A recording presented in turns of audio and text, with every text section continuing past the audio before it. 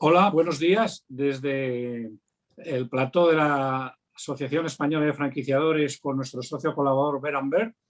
En primer lugar, queremos agradecerles a Bird&Bird y a todo su equipo directivo en distintos países la posibilidad que ha hecho que hoy por hoy podamos estar hablando de tres países totalmente distintos, como es Reino Unido, Polonia y Países Bajos, y dentro de un grupo de jornadas que hemos llamado el International Franchise.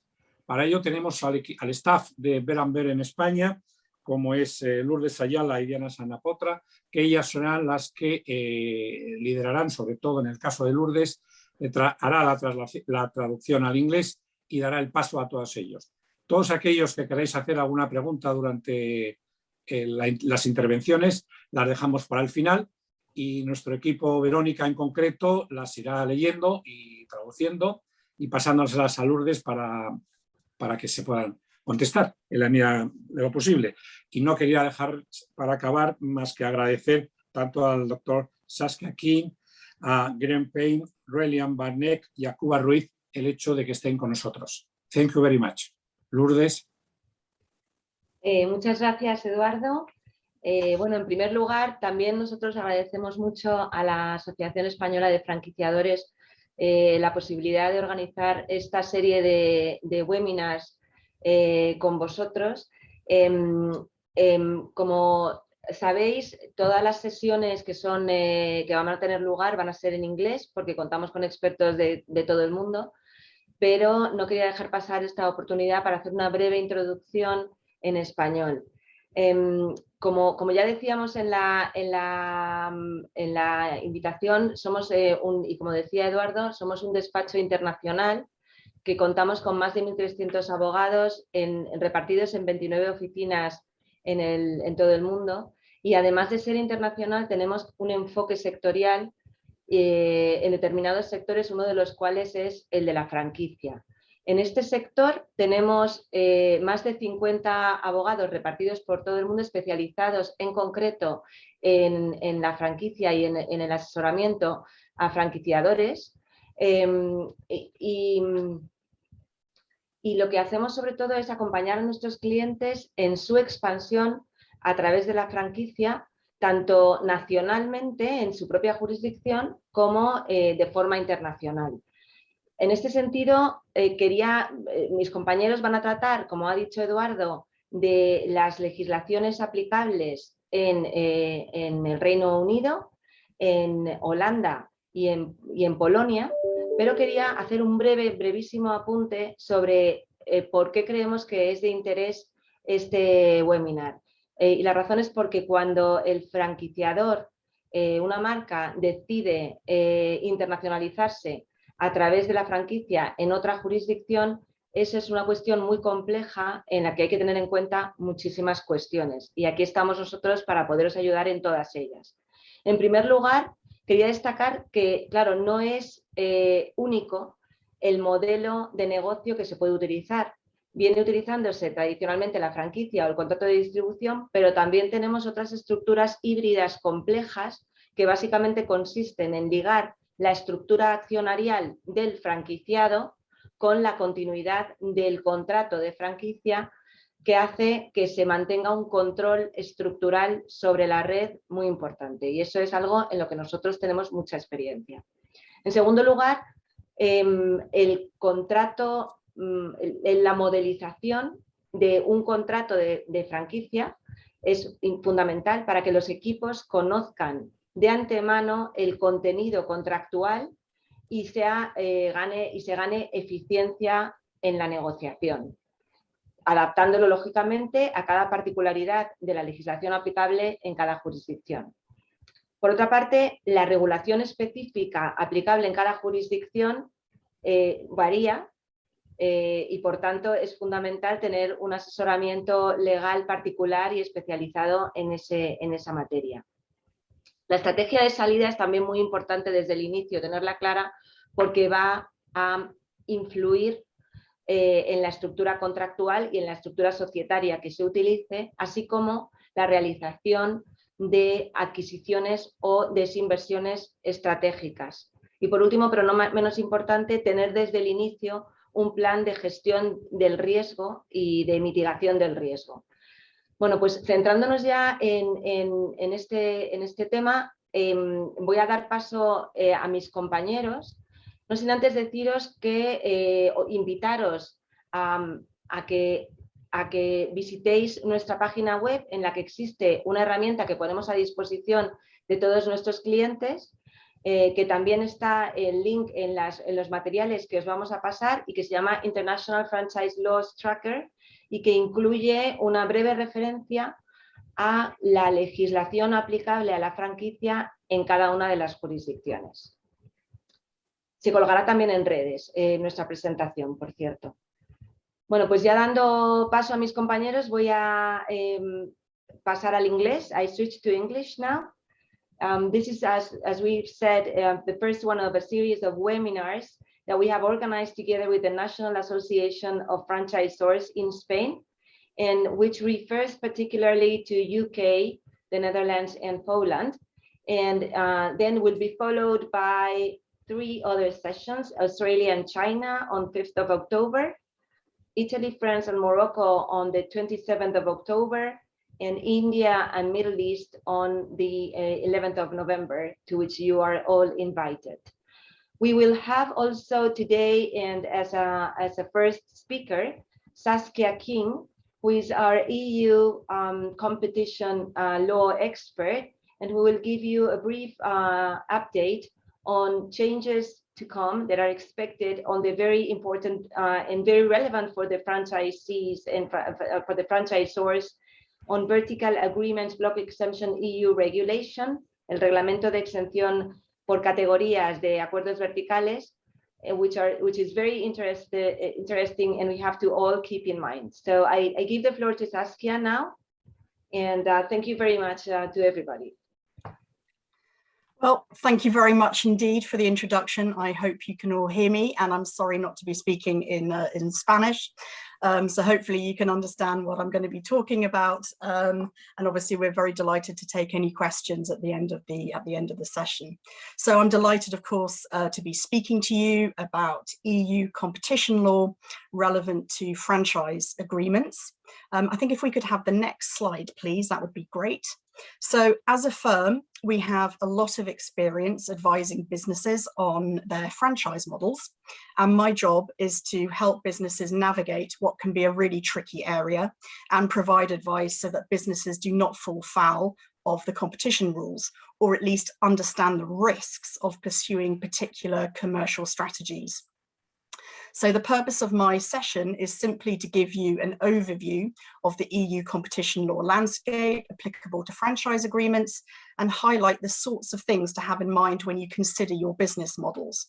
And so I will therefore be talking about the EU's vertical agreements block exemption regulation, as well as some of the proposed changes to this regulation. But just turning briefly first to the application of competition law to franchise agreements. So Article 101 of the treaty prohibits agreements between businesses which have as their object or effect the restriction of competition. And the term agreement covers a very broad range of arrangements and can be as simple as an understanding.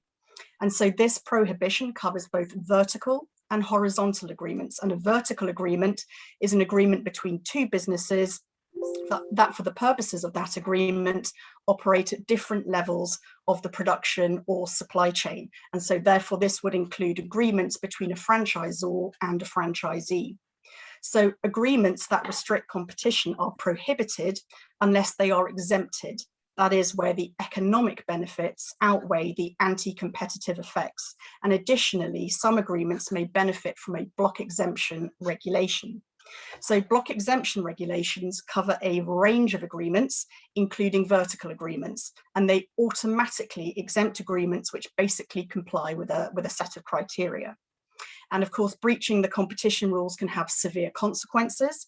So firstly, the infringing provision is void, which means it's unenforceable, and the business can be fined up to 10% of worldwide annual turnover. However, just to note that if your agreement does not come within a block exemption regulation, your agreement does not necessarily infringe the rules, but a complex individual assessment of your agreement will need to be undertaken to see if the economic benefits outweigh the anti-competitive effects. So the block exemption regulation most applicable to franchise agreements is, of course, the vertical agreements block exemption regulation, which I'm now going to be talking about.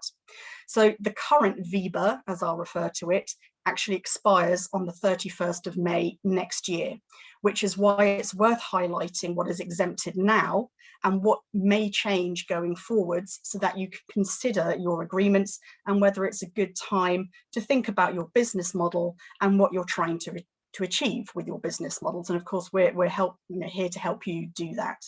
So just to be clear, the current regime is applicable across the EU and was also retained into UK law ahead of Brexit.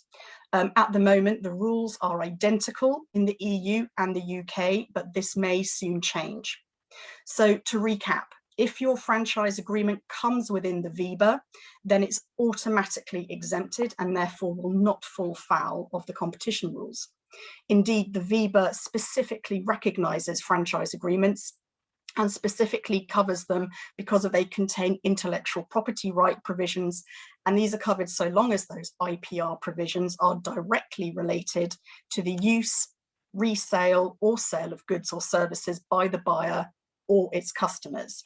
And therefore the VBA applies where the franchisor sells to the franchisee goods for resale, and in addition licenses the franchisee to use its trademark and know how to market the goods. So to benefit from the VBA, the following must be satisfied. So each of the parties to the agreement has a market share of below 30%. And the agreement does not contain any so-called hardcore restrictions, so those that are blacklisted in the VBA. And hardcore restrictions are basically just another word for red flags. So that is the types of clauses or obligation that are seen as serious restrictions of competition by the competition authorities, and that should not be included in agreements without taking legal advice. So the key types of hardcore restriction that you need to be aware of are fixing resale prices. So minimum resale prices are a definite no-go area. However, it is possible to set a maximum resale price or genuinely recommend a resale price, but not to fix it.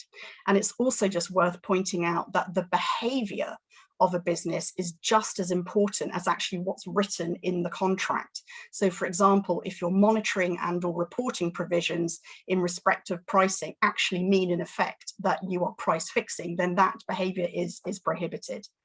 So also territorial restrictions. These are also hardcore restrictions. And so this means where you're preventing franchisees from selling into other non-exclusive territories. And these are hardcore restrictions. And in particular, preventing passive sales. So even where exclusive territories are assigned, preventing passive sales is a serious restriction of competition. And passive sales are where distributors or franchisees respond to unsolicited orders or requests from individual customers, usually based in other member states. Conversely, restrictions on franchisees actively selling into exclusive territories are in fact exempted, so long as an exclusive territory or exclusive customer group has been appointed. And generally, restrictions on sale of goods to resellers outside the franchise network are permissible in order to protect the reputation and identity of the franchise network. And restrictions on internet sales are, however, viewed as a restriction on passive sales, and so are hardcore restrictions. And additionally, non-compete obligations between franchisors and franchisees and between franchisees themselves generally should not be beyond 5 years, but in franchise agreements, these are tolerated for longer periods of time due to the exchange of know-how and the IPRs. So if we could move on to the next slide, please.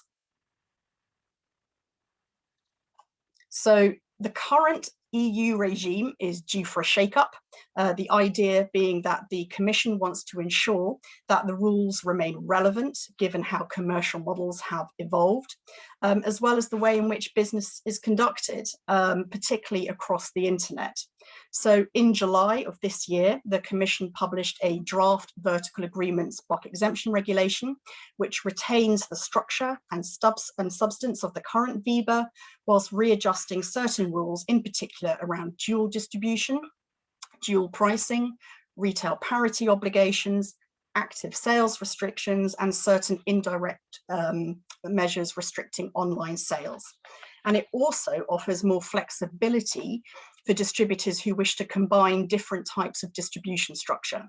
So overall, the good news is that there are no substantive changes affecting franchise agreements. So just some points to note under the proposals that may be of relevance. So resale price maintenance, RPM, that is restricting a distributor's ability to determine its sale price, remains probably unsurprisingly a hardcore restriction, and territorial and customer restrictions are also retained as hardcore restrictions. Requiring a distributor to pay a different price for products intended to be resold online than products to be resold offline, which is also known as dual pricing, is now actually going to be potentially permissible, as will bans on selling on marketplaces such as Amazon, though the banning of the use of online advertising channels, such as price comparison tools or search engine advertising, will become a hardcore restriction. And likewise, wide retail price parity clauses, which typically require retailers to publish on a price comparison tool or online marketplace the same or better price and conditions as those published on any other sales channels, will no longer benefit from the VIBA. So the Commission has also shown flexibility in respect of selective distribution. And selective distribution is where distributors are chosen on the basis that they satisfy various qualitative criteria. And the new proposal is that a supplier is no longer required to impose on its authorised distributors identical criteria for online and physical sales, as long as this does not prevent online sales. And this is relevant to franchise networks, as your agreements will be assessed under the rules applicable to selective distribution if they share similarities. And likewise, if your agreement shares similarities with exclusive distribution agreements, then the rules relating to such agreements will be relevant.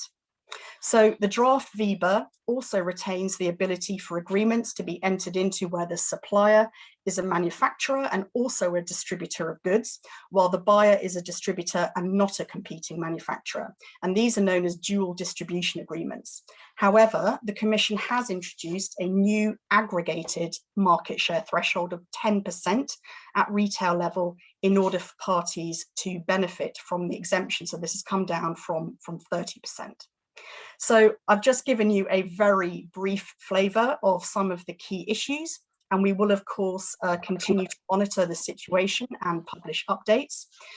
The current rules and proposed new rules are complex, but we are here to help. So please do reach out and come and talk to us if you have any queries and are wondering about the appropriateness of your franchise model going forwards. And we can also help train staff and not least to spot red flags. And of course, we would be delighted to hear from you. So that was all from me. Thank you very much. Thank you, Saskia. Our next speaker will be talking about franchising in the UK. It's Graeme Payne. Let me briefly introduce him as our head of our international retail and consumer sector. He has a very, very broad experience in franchising in the UK and in helping companies going internationally generally. So Graeme, your turn. Thank you, Lourdes, and thank you to the association for giving us the opportunity this morning to speak to you. And also thank you to Saskia for setting the scene on the European and UK competition rules, which will apply to Spanish franchise businesses looking at expanding not only into the UK, but other parts of Europe. I've got about 10 minutes this morning to set the scene on franchising in the UK. And actually, I could probably do it in under a minute, because the good news is for businesses looking at entering the UK market via franchising is that, unlike a number of European and international jurisdictions, there is no specific franchise regulation in the UK. That's the good news, and the rest of the presentation is the bad news. No, there's no bad news. It's more what you'll find in the UK, perhaps different to most other markets in Europe, but similar with heavily regulated markets like the US, Canada, and Australia, is the importance of the contractual relationship. Our franchise arrangements, our distribution arrangements are typically much longer and much more detailed than agreements you will find, say, in Spain or other international markets. And the reason behind that is that there is no legislation, no codes that actually regulate the franchise relationship. So it really does come down to a combination of the contract, the operations manual, and the behaviours of the parties. And I think if you say contrast the UK to the Netherlands, which you'll hear from next, and the Netherlands is a market with new legislation, a number of the principles that apply to the UK relationship are in fact principles that are covered in legislation in other markets. And what do I mean by that? I think if you're entering the UK or entering any new market, the pre-contractual phase is one of the most risky phases in the relationship. Here we have a franchisor that is keen to grow and expand into a new market, and potentially you will have people who are remunerated for selling franchises, be they part of the corporate establishment or be they third parties. And there is a danger that the franchise opportunity can be missold or oversold. And so whilst the UK does not have any legal or formal pre-contractual requirements, we would strongly recommend that a business looking at expanding into the UK does indeed provide its potential franchisees with a form of pre-contractual disclosure documentation, perhaps mirroring the approach in markets where pre-contractual disclosure is a legal requirement. So to provide the potential franchisee with operational information, business and financial information, as well as summary legal information. And for Spanish or other international franchise businesses that are used to providing such pre-contractual information, this should not be an onerous or expensive exercise. The other good news is that the level of litigation in the UK around franchise relationships is relatively low, in contrast with a heavily litigious market like the US, where the position is very different. Where there has been reported franchise cases, they probably fall into two main buckets. Firstly, in relation to misrepresentation, which I'll come back to in a second, and then secondly, during the term of the relationship, where the parties have had a mismatch of expectations and the franchisor has allegedly not delivered on its support obligations. But staying with that theme of the pre-contractual phase, the most famous case in the last 10 years involved a well-known American pizza business where the franchise sales team basically oversold the franchise opportunity by not being completely truthful about the financial return that a UK franchisee could enjoy. Without the benefit of the formal franchise disclosure documentation, in particular that financial information, it was difficult for the franchisor in that scenario to highlight what information had been provided and that had been acknowledged had been provided by the franchisee.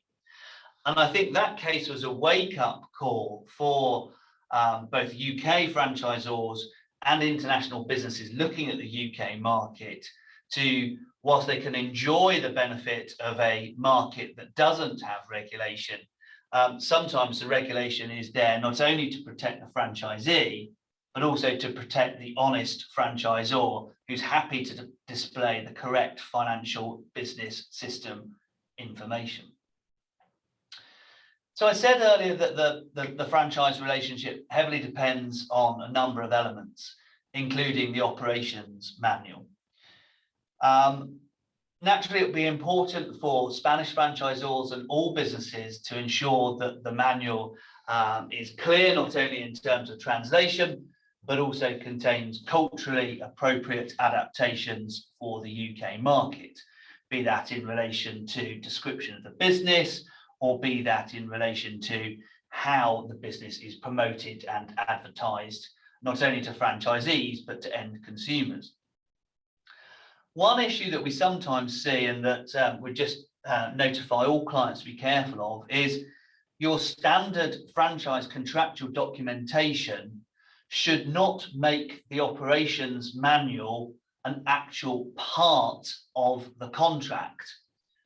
And by that, I mean, whilst you would want obligations within the manual to be binding on the franchisee, you would not want the operations manual to be part of the contract. Otherwise, you'll be required to change the manual as if it were a contract, and you would not be able to introduce those unilateral systems, operational changes without going through a contractual change process.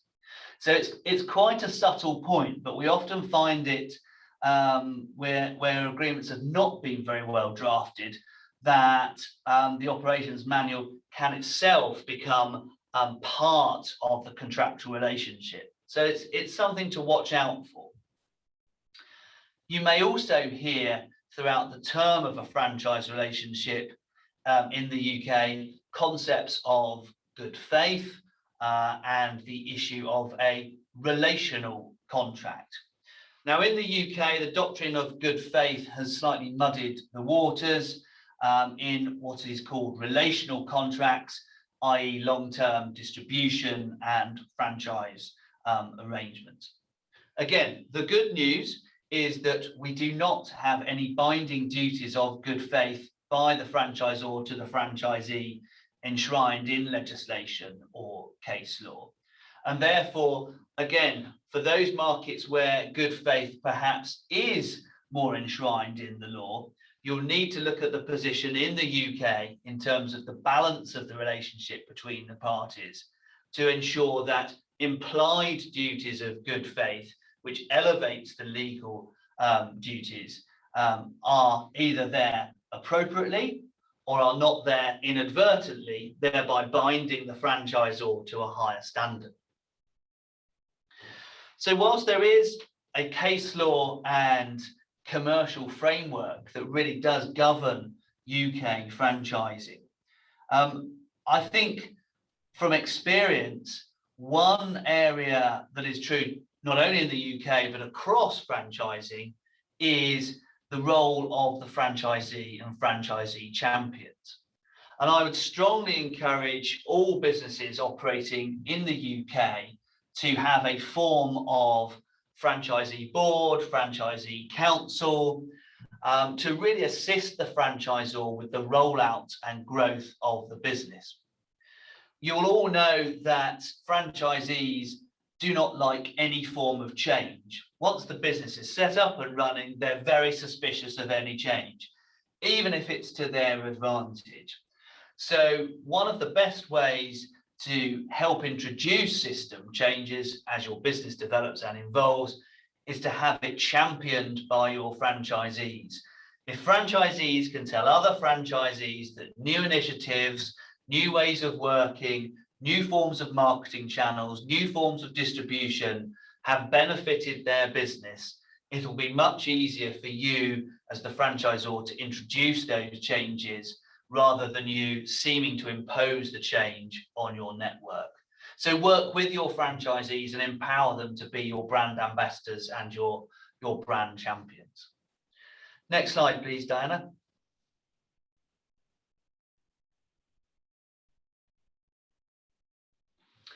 So where we started the UK presentation is the importance of the contract.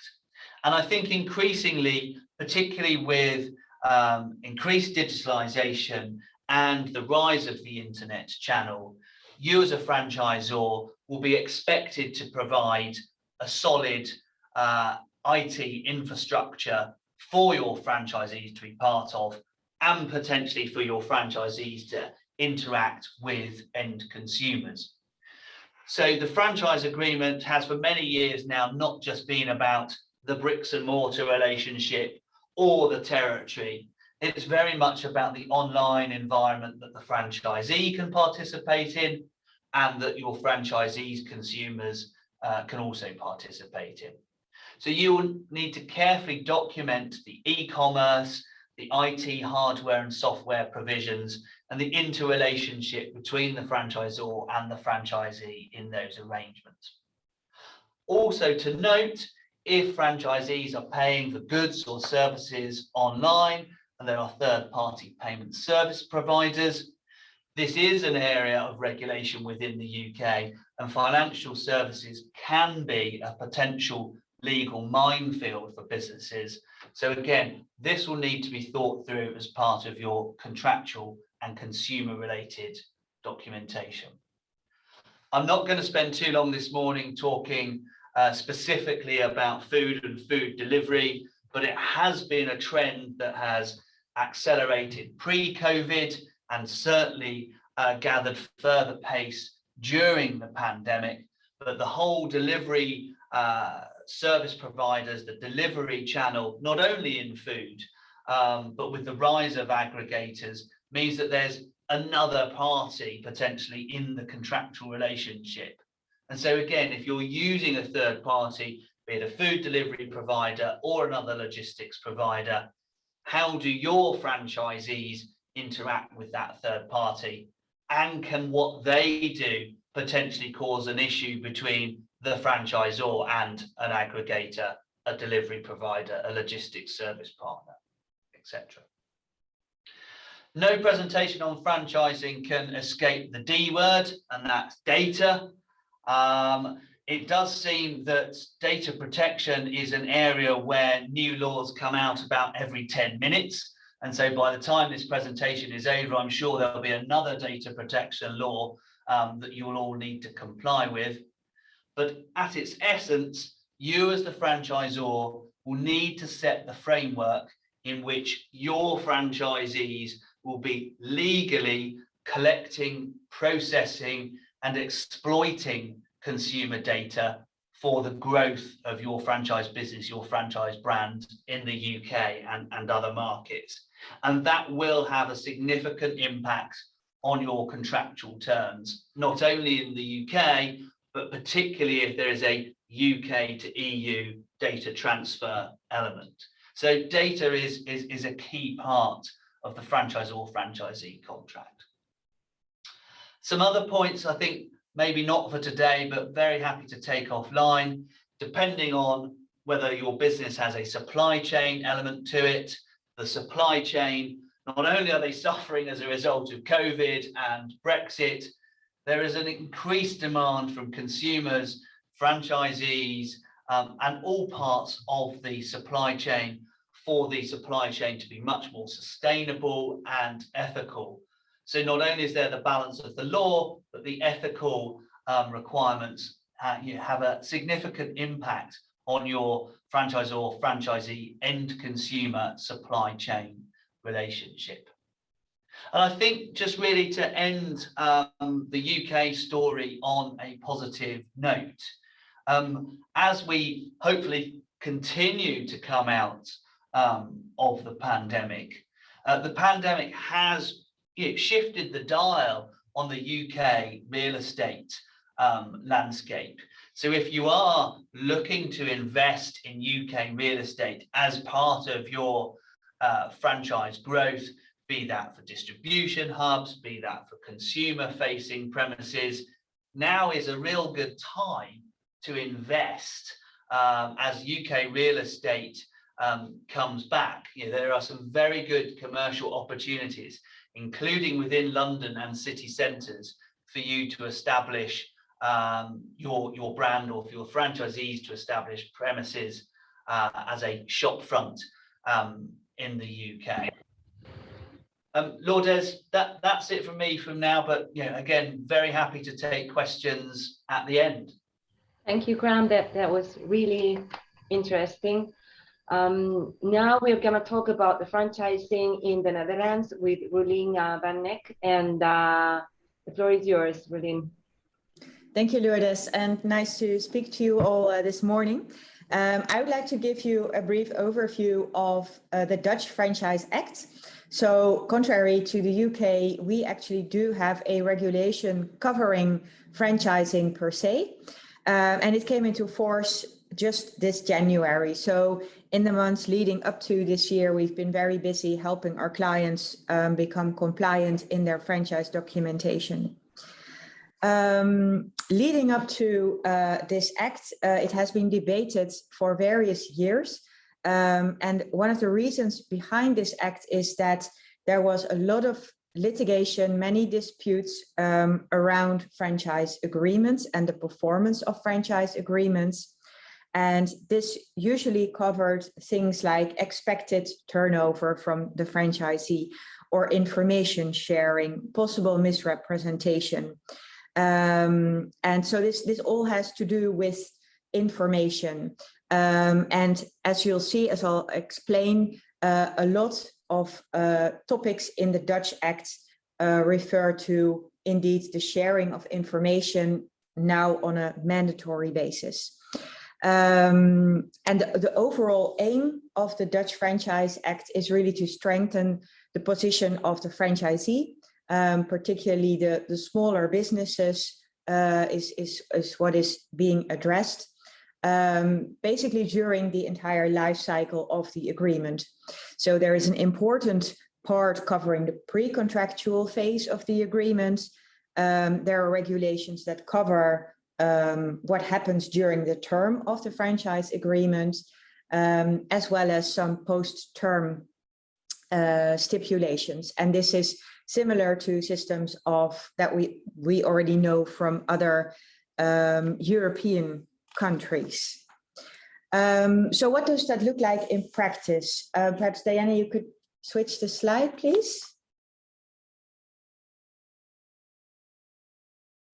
Thank you. Like I said, all phases of the franchise relationship are regulated, basically. Let's start with the beginning. What happens before the contract is actually concluded?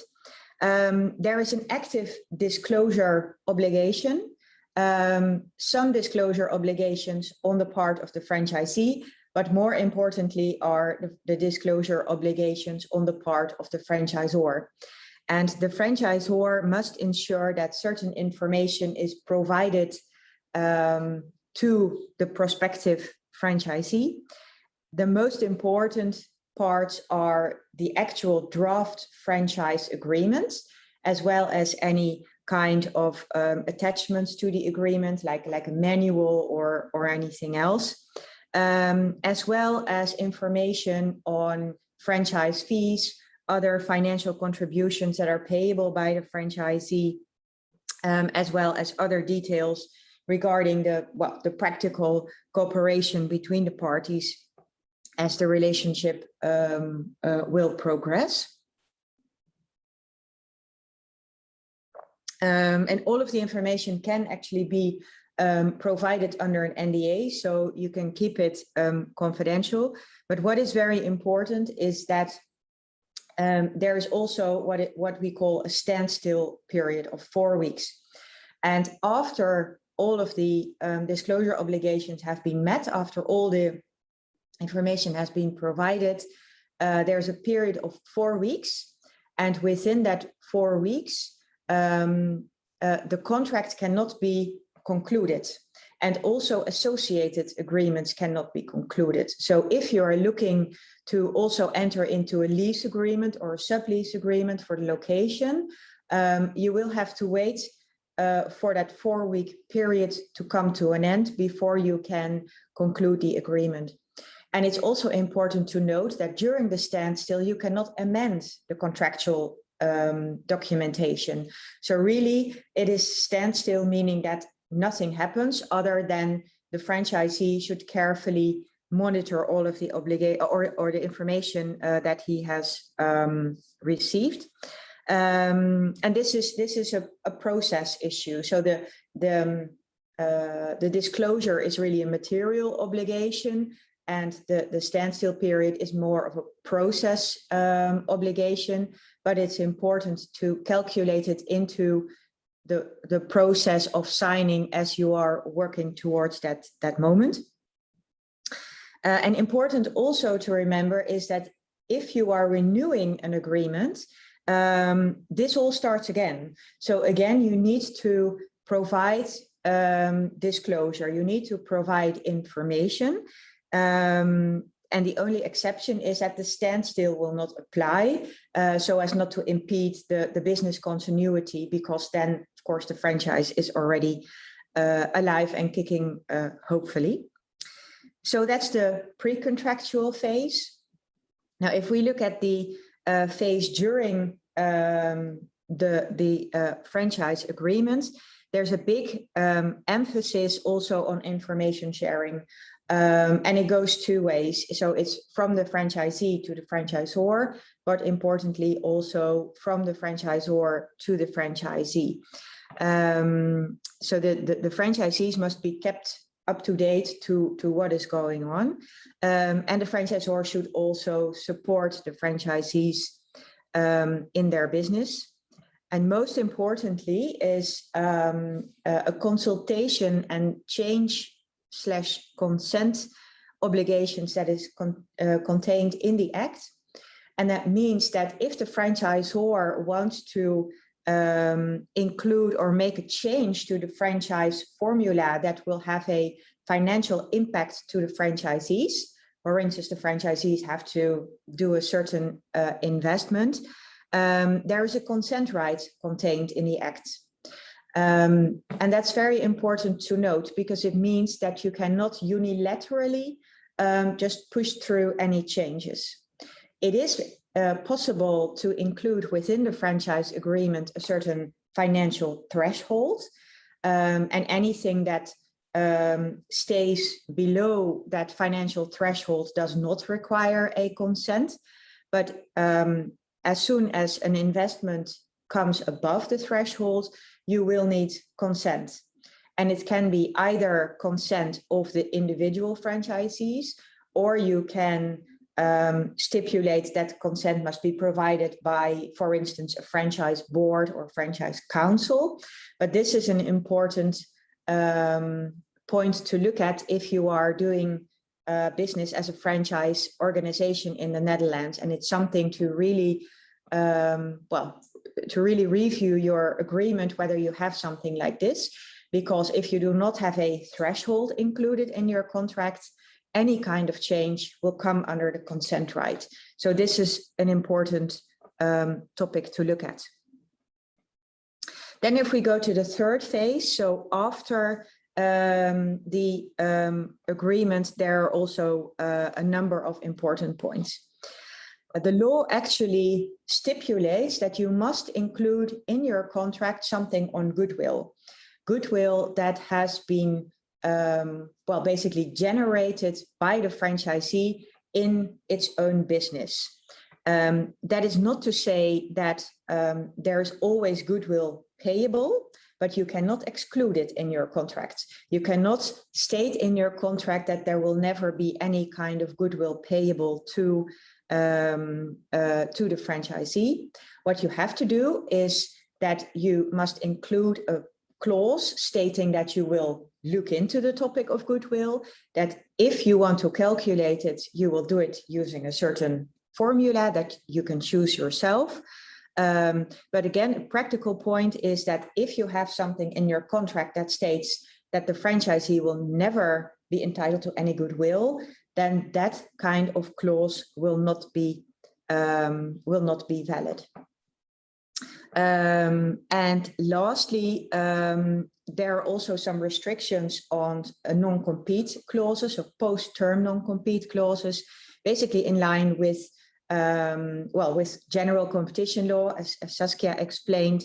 So for instance, post-term non-compete cannot be longer than 1 year, and it also has to tie into the locality where the franchisee had its business. So perhaps as a takeaway from this slide, there are a few things that you really need to look at in your contract when you're doing business as a franchise organization in the Netherlands, because it is mandatory to address it in your franchise agreement. Well, your next question, I can imagine, is whether or not this would actually affect you. And maybe we can go to the next slide. I would like to finish on some of the international aspects of the Dutch Franchise Act, because there are some ways where the Act will not apply, even if your contracts are under Dutch law. Because if you are using Dutch law, but your franchisees are not based in the Netherlands, then it is possible to stipulate that the Franchise Act will not apply. So even if you have Dutch law, you can make an exception for the provisions that I just mentioned. However, if you have franchisees that are located physically in the Netherlands, then that will be decisive. So even if your contract stipulates that, for instance, Spanish law is applicable, you will still need to look at the Dutch Act, because it will apply nonetheless if your franchisee is located in the Netherlands. So that's another practical takeaway to look at. Is your franchisee in the Netherlands? Then you will be subject to the law. And if you do not meet the requirements of the law, then the risk is that parts of your contract may not be enforceable, or may even be completely void. So it doesn't really bring you anything, because the Act will apply nonetheless, irrespective of what your contract actually stipulates. So that's a brief high-level introduction to the Dutch Act, which, as I said, may be very relevant also for you as a Spanish business if you're doing business in the Netherlands. And of course, we would be happy to answer any questions that you might have in that regard. Thank you, Roelien. One thing that I think for everybody as a takeaway we could conclude is that we may expect, I think, that a lot of the protections that have been implemented in the Netherlands through the Act will be in fact implemented in other countries, even if it's not harmonized legally, because de facto we can smell that it will happen. So that's very, very interesting for everyone, even if not entering into the Netherlands in the sector. Last but not least, franchising in Poland, and Kuba Ruiz with a Spanish surname that has a lot of experience in the franchise world in Poland will be our next and last speaker. So Kuba. Thank you.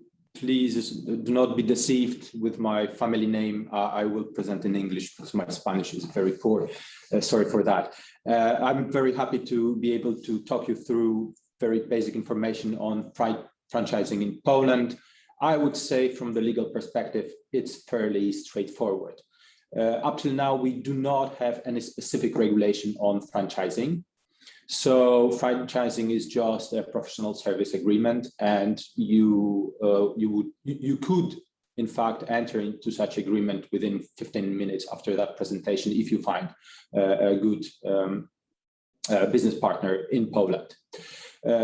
Franchising as such is governed by a mixture of certain regulations like civil law, IP law, tax law, but again, like competition law, as Saskia discussed, and because Poland is still part of the European Union, then the same rules would apply. Obviously GDPR, but again, in Poland, there are no specific regulations on franchising, because you can choose when contracting franchise system and providing franchise services to Poland. You can choose any law governing the contract you wish. Then you can choose Spanish law if your partners, your franchisees agree to it. Probably it's not very typical to agree Spanish law, so other foreign laws that franchisees are used to would be UK law and Swiss law. Actually, Swiss law is very similar to Polish law, or other way around, Polish law is very similar to Swiss law. Then what is important, you can agree foreign jurisdiction. You don't need to dispute in Poland, which may be important. I will discuss that during my last slide. And you do not have to use Polish language in business-to-business relations. So your contract and your documentation can be in any foreign language you choose. Usually it would be Polish. I would not expect Polish franchisees to speak fluent Spanish, but probably there are some. But you are free to do it. Now, what is important, and this is not legal, rather operational, please do remember that if you choose foreign law, then probably you would not like to dispute that contract in Polish courts. That would anyway translate that law and translate that contract into Polish, and would probably use Polish law despite their obligation to use foreign law that you have chosen. So please do remember that, and that works other way around. So if you choose foreign courts, but you decide to have your contract in Polish, then probably it's worth having a translation into language that you are going to dispute in. Now, you can provide your franchise services from abroad, so you don't need any presence in Poland. So you literally could find your franchisee now in Poland, call him, enter into agreement, and start doing that business, which is quite important. And there are no contractual disclosure obligations or registration of documents obligations, to the extent that I always tell that to clients, but I don't even know exactly what it means in other jurisdictions. So I'm just telling you that you don't have to disclose anything to your partners before entering into contract. However, and now if we could skip to another slide, please.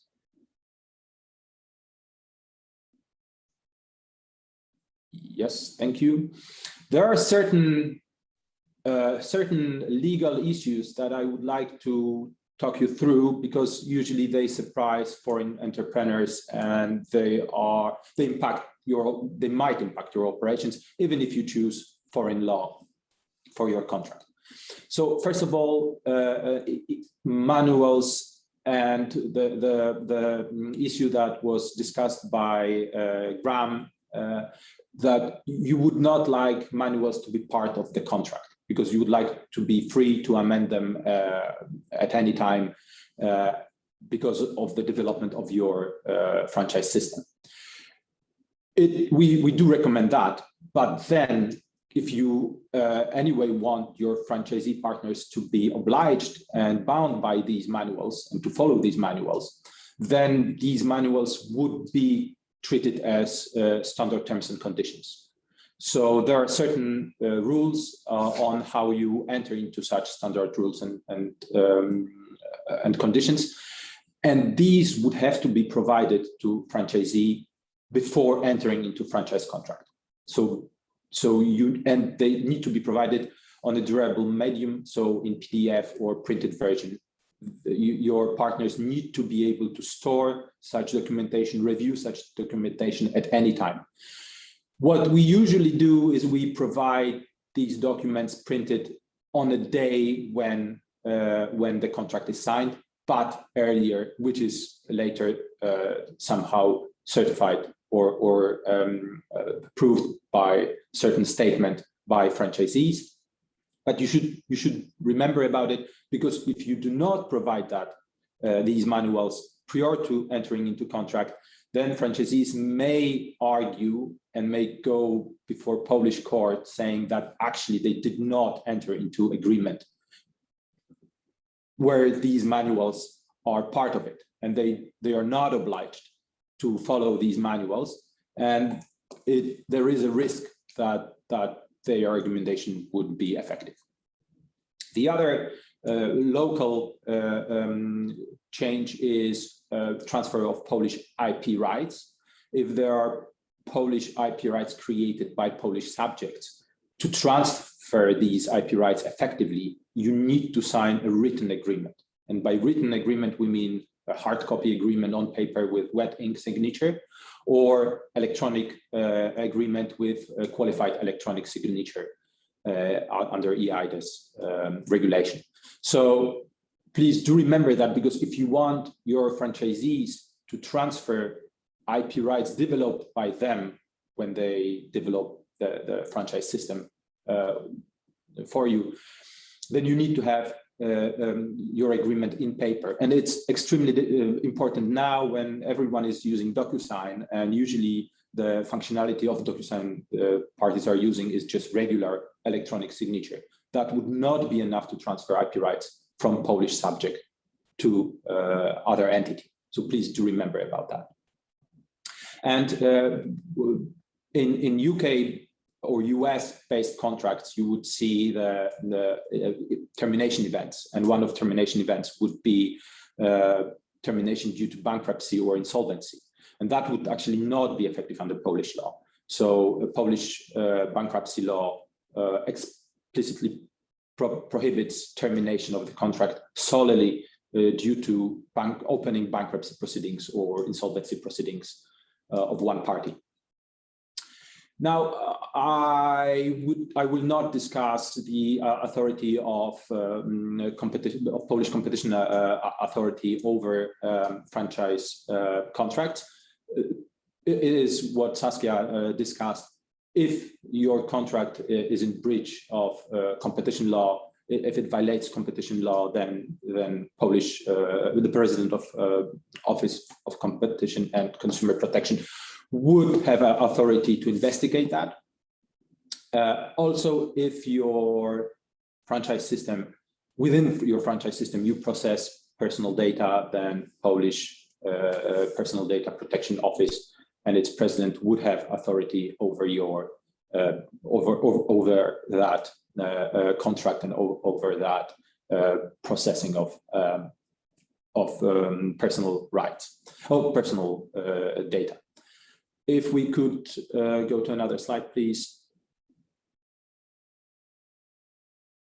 I will tell you now what you can expect in the near future or not. That's a difficult part about Polish legal environment, that it's not very stable. So first of all, you have ever-changing tax regime, and obviously the basics like income tax, VAT, or withholding tax, this is all the same, and you can compare it to other jurisdictions. But there are these small changes that are introduced every year. And now with withholding tax, there will be a change that is already a law, but its implementation was postponed year by year. It should be effective as of 1st of January 2022, but maybe it will not be, it will be the Ministry of Finance that will decide that. And usually they decide that on the very last day of December. So you actually never know whether your withholding tax obligations will be applied or not, and in what form. Then there is a new order, sorry for that name, but this is official translation, a new tax scheme introduced in Poland. It's not a law. It was introduced literally a few days ago. It's 600 pages of legal text, very badly drafted. And there is a risk that it will become law before the end of the year, and thus it will be binding tax scheme for the next year. I will not tell you any details because it's, again, 600 pages and I'm not a tax advisor. So I started reading it and I stopped after 10 pages. But you need to be aware of that. Then as regards common court proceedings, you would not like to go to Polish common courts if you are the party who is willing to sue other and get some final award soon, because Polish common courts just work very slowly, and you can spend 10 years in the court of first instance. So I would advise you to use either foreign courts or arbitration. But if you expect to be sued rather than to sue, then I would definitely go to Polish courts, because then the final execution of the award, even if you lose, will be in future to come. And then the very final thing, there is a discussion in Poland about new franchising law, and it would be probably more or less the same law as discussed by Roelien earlier. So it would protect franchisees. It would require certain pre-contractual disclosure. So franchisors would be expected to provide all the documentation to franchisees before entering into contract. There would be a still period. Termination would be additionally to standard civil law provisions would be regulated. The president of Polish Competition Authority would have increased powers over franchising contracts.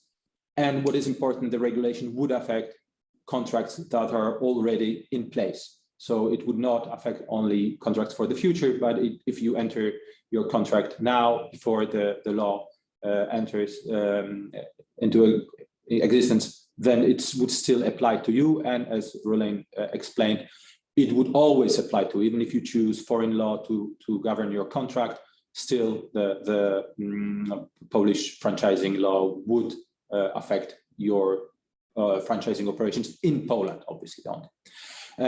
But it's a draft. It's on a very, very early stage. It's discussed now within the Ministry of Finance. So I would follow that, but I would not pay too much attention to it at the moment. That would be all. If you have any questions, we are there for you. Thank you. Thank you, Kuba. Yeah, I think a lot of good tips, practical tips when entering into Poland, and I do think that there's a lot of members that are in fact interested in that market. So happy to see right now that there is not that much formalities, and that we have to be posted on future developments. And that's it for the moment. Veronica, I don't know if we have questions in the chat and that you want to. Sí, tenemos una pregunta que sería: ¿qué estrategia de promoción se recomienda para la búsqueda de máster franquiciados o de área en cada uno de los países? Estrategia se entiende estrategia comercial, digamos, ¿no? Estrategia de promoción indican. Yeah, so this is probably for all of you. The question from one of the attendees is, what would be our recommendation as strategy to promote and find a master franchisee in our respective territory? We have experience on, how to do it, who to contact, and it's not really legal, I guess, but it's a practical it's a practical tip that they're requesting from us. So I don't know if any of you want to take it. I don't mind going first, Lourdes. Okay. I can only speak for the UK market. I'm not going to attempt to cover the other two markets. The UK has the British Franchise Association, which is a potential source for franchisors looking to find UK franchisees. Like I assume a number of the international markets, we do have franchise brokers in the United Kingdom, but this is a professional recording, so I'm not going to commit defamation. A number of those providers would not necessarily provide you with the best quality potential franchisees, but there are some, and we know the good ones, and we also know the bad ones. The other thing I would say is that it also needs to fit your business. So it might be that you're better looking within your sector, possibly, to find a good food operator, retail operator, professional services operator. So maybe focus parts of your research on the sector of your business rather than starting with franchising as the criteria. Great. Any other tips for the other markets? Well, in Poland, I would say it works the same. There is Polish franchise organization that might help you in finding franchisees, and there are franchise brokers that could help that as well. So I think the path is the same. We know the market as well, so we can advise on whether we know that some franchisees organization or provider is reliable or not. So I would say it's the same. Roelien, do you want to add anything, or would that work similarly in your? Yes, it would generally be the same in the Netherlands. We also have an association that's very active, and it's probably a good contact. So as a first step, it could be an idea to contact them. We also work closely with them, so we can also intervene if that's necessary. Great. Verónica, creo que tenemos otra pregunta, ¿verdad? Sí, tenemos otra en el chat que pregunta por la situación del transporte de mercancías en Reino Unido. Bueno, comentan que a lo mejor los franquiciadores están esperando un poco en su expansión, a ver si nos pueden orientar un poquito de cómo está. Yeah, this one is for you, Graeme. What they say that the question is that in delivery of products at the moment in the UK, it's a big issue, and some franchisors think it's better to wait to expand in the UK. And you know, is there any suggestion, any tip, or any feedback that you can give? I think it's a very fair point that UK supply chains are under pressure at the moment. Be that food, be that non-food products. Certainly, the pandemic has seen an increase in construction and home improvements and indoor and outdoor furniture, for example. So those supply chains are also under pressure. So that's a fair comment.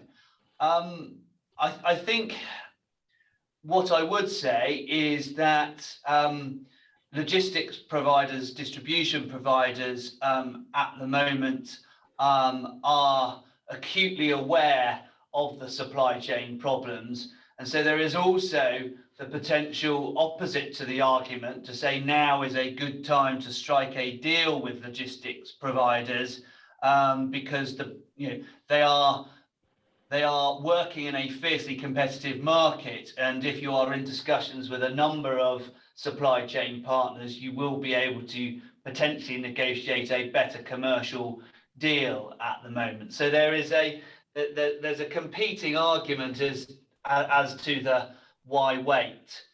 And as I said earlier, if your operation is going to need a form of real estate, as in that you would be taking on, again, the commercial situation has shifted from pro-landlord to pro-tenant.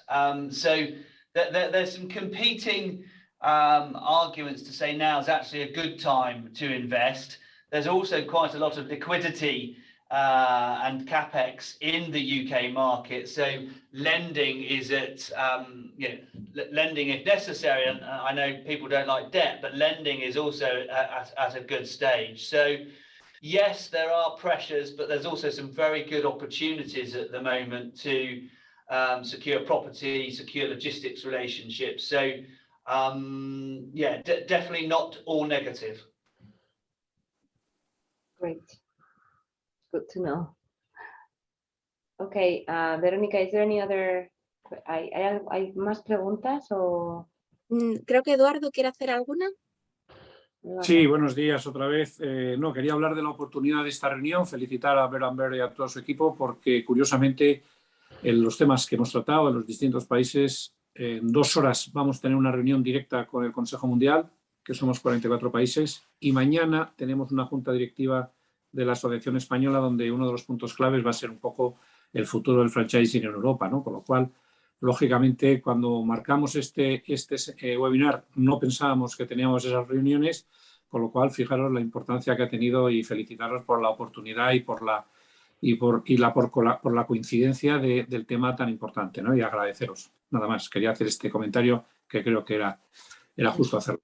Muchas gracias, Eduardo. Y yo creo que sí, efectivamente, ha resultado muy interesante el ver 3 jurisdicciones tan diferentes, pero a la vez el estado en el que están y el estado en el que yo creo que van a llegar a estar las legislaciones, que al final hay algunas no reguladas, pero que lo que nos ha comentado Graeme es que aunque no estén reguladas hay que atender a una cierta regulación implícita para evitar litigios. Otras como Polonia, que no están reguladas, pero de todas por la estructura legal que tienen, es muy formal y hay que atender a la formalidad. Y luego el caso de Holanda, que sin duda es, yo creo, el futuro que nos espera a todos, porque creo de verdad que la expectativa que tenemos que tener los que estamos en este mercado es que se va a regular, se va a proteger, y que hay cosas que actualmente se pueden hacer y que van a, de alguna forma, constreñir, pero por otra parte también dar seguridad, que nunca es malo, a los actores del mercado. O sea que muchas gracias a vosotros por la oportunidad de nuevo. Y sobre todo, Lourdes, comentar también en esta línea que tú cuentas, y luego agradecería que le hiciera la traslación a todos ellos, que todos ellos son miembros del Consejo Europeo, son todos miembros del Consejo Mundial, con lo cual evidentemente hay una unión, ¿no? Y que nosotros desde el punto de vista de asociación, que yo creo que era un tema muy importante, este año introducimos al franquiciado dentro de la propia asociación, que es otro paso fundamental, y que tienen en nuestra página web algo que nosotros nos hemos adelantado al mercado y a las asociaciones, yo creo que, porque creo que debería ser así, que es el estudio de litigios que hay en el mercado, y que esto se ha hecho un estudio de los últimos 8 años, el comité de expertos de la AEF, que está en inglés, por supuesto, y que se puede trasladar tanto en inglés como en castellano, lógicamente, que está en nuestra propia web, y por supuesto encantados de que eso lo pudierais trasladar y que Verónica se lo envíe a vuestros compañeros. Fenomenal, muchísimas gracias, Eduardo. Well, I will close in English then and convey to my colleagues the gratefulness of the association and the fact that it's very relevant for everyone and for the association in particular, because there is currently today particularly they have a meeting with the World Association and the board to precisely talk about the future of the franchise across the different jurisdictions. So that comes as a good moment. And thank you very much again to everyone for the participation. Encantados de próximamente pues hacer el resto de webinars que vienen. Sí, que bueno, yo no lo habéis comentado, yo creo que para los que nos están siguiendo, la importancia que va a tener la segunda parte con Asia y Oriente Medio, luego vendrá el sur de Europa con Italia, Francia y Marruecos, y luego viene la cuarta parte de esta primera parte que digo yo, porque yo creo que hay que seguir avanzando en más países, como es Asia y Oriente Medio, con India y Oriente Medio. Efectivamente.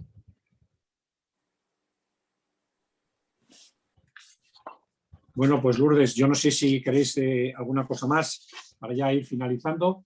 Sí, yo creo que ya que ponernos a disposición, por supuesto, de todos. We are at the disposal of everyone, and that I can speak for my colleagues and friends in any jurisdiction. So please, anyone feel free to reach out to the association or directly to our email addresses that we will include in our presentation and we will circulate. Pues nada, que muchísimas gracias a todos y próximamente nos seguimos viendo. Thank you very much for everyone. Gracias, Eduardo. Chao. Thank you. Bye-bye. Yeah, welcome.